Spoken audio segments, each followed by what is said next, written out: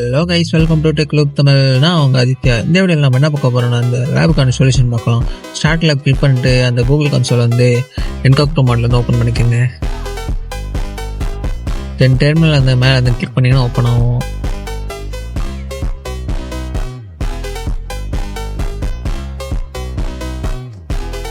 இந்த வீடியோ டிஸ்கிரிப்ஷனில் வந்து ஒரு லிங்க் கொடுத்துருப்பேன், கிட்டப் கமெண்ட். ஜஸ்ட் ஓப்பன் பண்ணிட்டீங்கன்னா தென் அந்த கமெண்ட் வந்து காப்பி பண்ணிவிட்டு இங்கே பேஸ்ட் பண்ணி என்டர் பண்ணிட்டீங்க.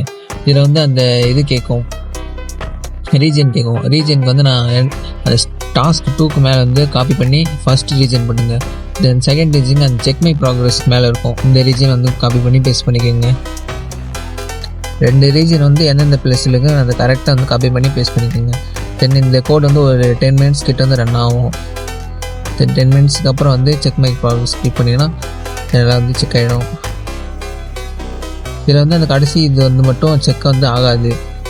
மீதி பேலன்ஸ் வந்து 30 பாயிண்ட்ஸ் வந்து எடுத்ததுக்கப்புறம் எண்ட் லேப் வந்து கிளிக் பண்ணிக்கோங்க.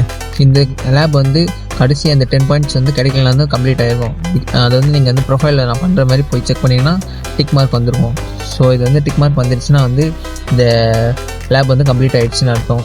இது வந்து எரர் இருக்குது. So see you next video. Tata, bye bye.